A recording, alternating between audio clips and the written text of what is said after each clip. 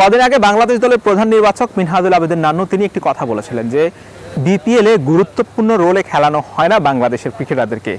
এই জন্যই আসলে ক্রিকেটাররা তাদের সামর্থ্যের প্রমাণ দিতে পারেন না বা ওভাবে টি-20-তে তৈরি হতে পারেন না, ম্যাচ কম খেলার সুযোগ পান, এটাও একটা বিষয় ছিল। তার উপর তিনি এই পয়েন্টের কথা তিনি বলেছেন যে বিপিএলে গুরুত্বপূর্ণ রোলে বাংলাদেশের ক্রিকেটারদেরকে খেলানো হয় না বা বাংলাদেশের ক্রিকেটারদের উপর আস্থা রাখা হয় না।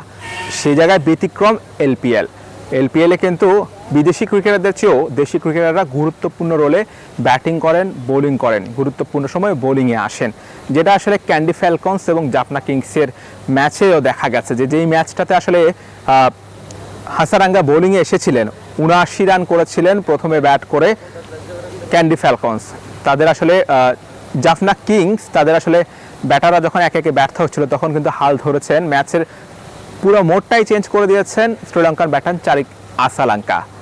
সেই জায়গা থেকে আসলে এরপর আসলে যখন শেষ ৩ ওভারে দরকার ৩১ রান, সেই জায়গায় দুই পেসার থাকা সত্ত্বেও, বিদেশি দুই পেসার শরীফুল ইসলাম এবং মোহাম্মদ হাসনাইন থাকা সত্ত্বেও ওয়ানিন্দু হাসারাঙ্গা লেগ স্পিনার তিনি বোলিংয়ে এসেছেন, গুরুত্বপূর্ণ সময় তিনি বল হাতে নিয়েছেন। এই ম্যাচটা না আরও অন্যগুলো ম্যাচগুলো, হাসারাঙ্গা যদি সিনিয়র ক্রিকেটার, অন্যান্য আরও অনেক ম্যাচের কথা যদি বলি, যে ডাম্বুলা সিক্সার্সে খেলছেন মোস্তাফিজুর রহমান এবং তাওহিদ হৃদয়। তাদের দলে ৩ জন বিদেশি, তাদের দলে ৬ জন বিদেশি ক্রিকেটার আছে। ৩ জন খেলেছিল একটা ম্যাচে, বাকি ৩ জনকে তারা বেঞ্চে বসিয়ে রাখা হচ্ছে। অর্থাৎ ৩ জন ক্রিকেটার থাকা সত্ত্বেও তারা দেশি ক্রিকেটার বেশি নিয়ে মাঠে খেলতে নেমেছেন।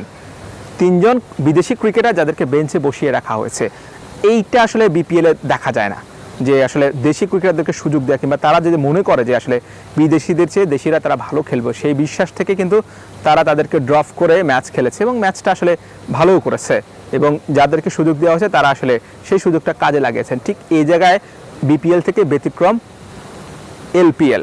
যদিও বিপিএলে আসলে আরও অনেক বড় মানের ক্রিকেটাররাই খেলতে যান, এলপিএল থেকে অনেক বড় মানের ক্রিকেটার বিপিএল খেলতে আসেন, সুনীল নারায়ণ, মঈন আলীর মতো বড় বড় ক্রিকেটাররা খেলতে আসেন। সেই তুলনায় এলপিএলে ক্রিকেটারদের নামগুলো একটু ছোট, হয়তো সেজন্য এলপিএলের ফ্র্যাঞ্চাইজিগুলো বা টিম ম্যানেজমেন্ট ভরসা করেন দেশি ক্রিকেটারদের উপর বিদেশিদের চেয়েও।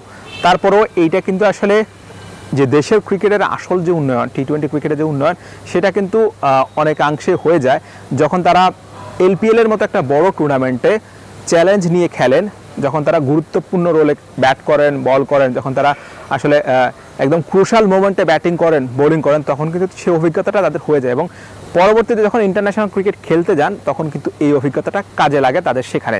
ঠিক এই জায়গাটাতেই দুর্বল বাংলাদেশের ক্রিকেটাররা। দেখা যাচ্ছে ক্রুশাল মোমেন্টে বাংলাদেশের বোলাররা খেই হারিয়ে ফেলেন, ক্রুশাল মোমেন্টে বাংলাদেশের ব্যাটাররা খেই হারিয়ে ফেলেন, যেটা গত বিশ্বকাপে আমরা দেখেছিলাম। দক্ষিণ আফ্রিকার বিপক্ষে ম্যাচে আমরা দেখেছিলাম যে আফগানিস্তানের বিপক্ষে ম্যাচে দেখেছি। ঠিক এই যে নার্ভ ঠিক রাখা, এই যে অভিজ্ঞতাগুলো, এগুলো আসলে ম্যাচ যত বেশি খেলা যায় তত এই অভিজ্ঞতাগুলো নেওয়া যাবে। আর সেজন্য সেই মানের টুর্নামেন্ট বাংলাদেশে একটাই হয়, সেটা হচ্ছে বিপিএল। আর এই জন্য বিপিএলে বাংলাদেশের ক্রিকেটারদেরকে, দেশি ক্রিকেটারদেরকে নিয়ে একটু চ্যালেঞ্জ নেওয়া উচিত বা একটু বাজি ধরা উচিত, রিস্ক নেওয়া উচিত। তাহলে সেই ক্ষেত্রে আসলে ফ্র্যাঞ্চাইজি, যদিও ফ্র্যাঞ্চাইজি ক্রিকেটাররা বা ফ্র্যাঞ্চাইজি ওনারা চাইবেন যে শুধুমাত্র জয় চাইবেন, তাদের কাছে আসলে দেশের ক্রিকেটের চেয়েও আসলে তাদের কাছে জয়টা মুখ্য বিষয়, কারণ তারা আসলে এখানে অনেক টাকা ইনভেস্ট করছে, জেতার জন্যই তারা এসেছেন। সেই ক্ষেত্রে আসলে তারা তাদের বিষয়টাকে প্রাধান্য দিবে। তারপরেও যদি দেশি ক্রিকেটারদেরকে ওই গুরুত্বপূর্ণ মোমেন্টে আসলে সেই চ্যালেঞ্জগুলো নেওয়ার সুযোগ দেওয়া যায়, তাহলে আমার মনে হয় যে নিশ্চয়ই বাংলাদেশের টি-20 ক্রিকেটের চিত্রটা পাল্টে যাবে এবং টুর্নামেন্টের মান যেভাবে বৃদ্ধি পাবে তেমনি বাংলাদেশের ক্রিকেটারদের টি-20-র যে সক্ষমতা সেটা আরও বেশি বৃদ্ধি পাবে। যদিও বাংলাদেশের টি-20 ক্রিকেট খেলার জন্য শুধুমাত্র একটা টুর্নামেন্ট আছে বিপিএল, বিসিবি নতুন উদ্যোগ নিয়েছে, সামনে এনসিএল আরেকটা টুর্নামেন্ট হবে ডিসেম্বরে, সেই টুর্নামেন্ট শুরু হবে, সেটাও টি-20 ক্রিকেট। আশা করছি যে সেই টুর্নামেন্টের মাধ্যমে এই যে চ্যালেঞ্জ নেওয়ার যে মানসিকতা, এই যে ক্রুশাল মোমেন্টে ব্যাট করা, বোলিং করা, এই যে গুরুত্বপূর্ণ রোলে ক্যারেক্টার প্লে করা, এইটা আসলে সেই টুর্নামেন্টে অবশ্যই বাংলাদেশের ক্রিকেটাররা সেই সুযোগ পাবেন এবং অবশ্যই তারা সেটা আসলে প্রমাণ করে, তাদেরকে আসলে সেই জায়গায় প্রমাণ করে ইন্টারন্যাশনাল ক্রিকেটে গিয়ে নিজের শেয়ারটা দিতে পারবেন। Hussain Arman, BD quick time, Colombo, Sri Lanka.